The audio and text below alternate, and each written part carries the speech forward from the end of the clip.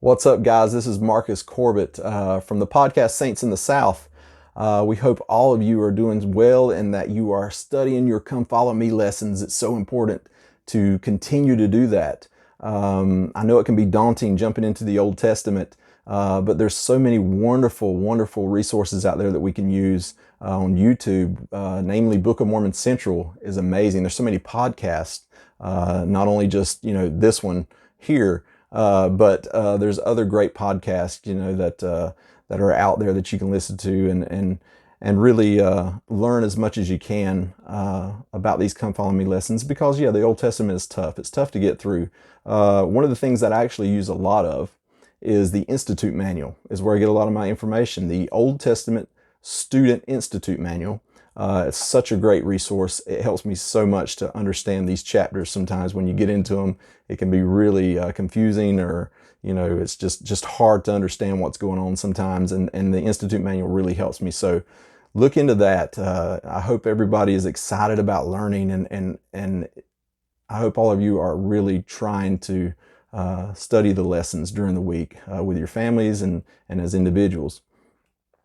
This week's lesson is a very interesting one. It's about a great man, King David.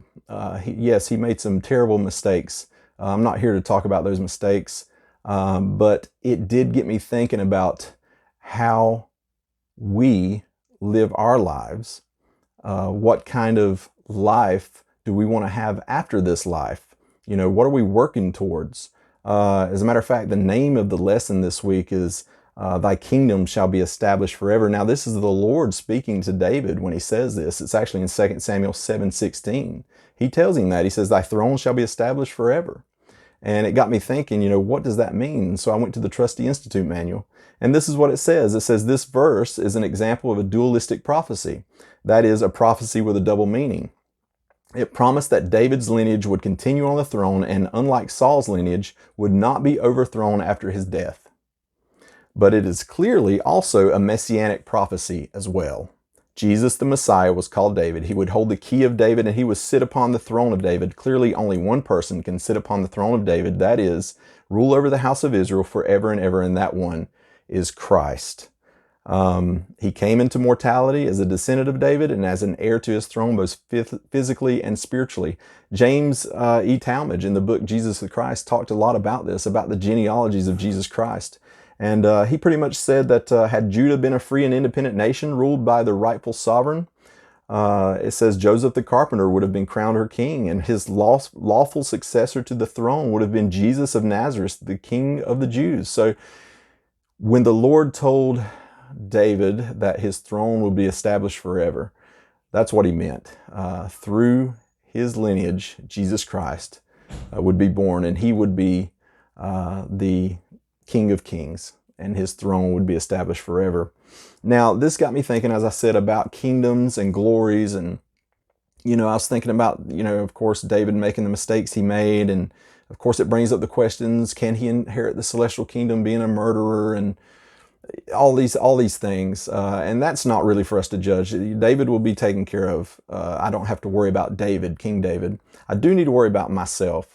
And it got me thinking about how we're here on this earth working on our kingdoms. We really are. We're working for that eternal reward one day, to be able to inherit a kingdom of glory that the Lord has prepared for us. We will all receive a kingdom of glory. But which one do we want the most? Which one are we trying to live now? Which laws of God are we really trying to live? Because ultimately, that's what determines what laws we'll live after this life. The ones that we want to live now will be the ones that we live there. And the ones that we're comfortable with now will be the ones that we're comfortable with there. I had the thought, I know we all want to be in the celestial kingdom, but I had the thought, if we're not willing to abide a higher law, how can we expect to gain the highest degree of glory?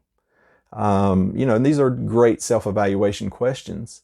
It doesn't require us to be perfect to get the highest degree of glory. It just requires us to be trying as hard as we can and doing our best and repenting daily and leaning on the Lord for everything we do, staying focused on Him in everything that we do. And we'll get there. We'll get there. Why? Because he done all the work. He's already done the work. Now we have to choose to accept that and receive the great reward that he has for us. I love Dallin H. Oaks in this last General Conference talk. President Oaks, I believe it was called A Divine Love in the Father's Plan. He said this. He said, because of our Heavenly Father's great love for all of his children, he has provided other kingdoms of glory, all of which are more wonderful than we can comprehend. He said, the atonement of Jesus Christ makes all of this possible. He has revealed that he glorifies the Father and saves all the works of his hands. That salvation is granted in different kingdoms of glory. We know from modern revelation that all kingdoms have a law given.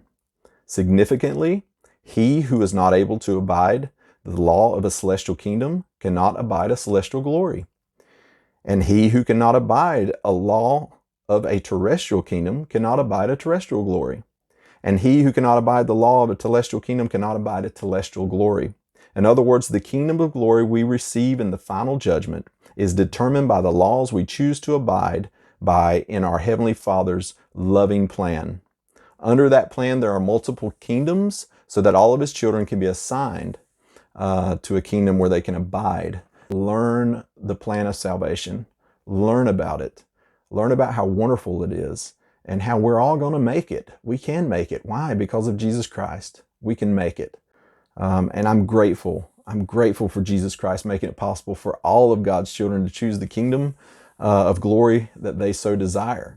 I hope that everybody is studying, everybody's having a ball studying, and I hope it's something that you're excited about. That's what we try to do on this podcast, is we try to get people excited and let them know that you can have fun and study the gospel. It is wonderful, and it does nothing but strengthen you and give you hope for a better future, and it gives you strength to overcome temptations that come along. So until next time, y'all keep on striving.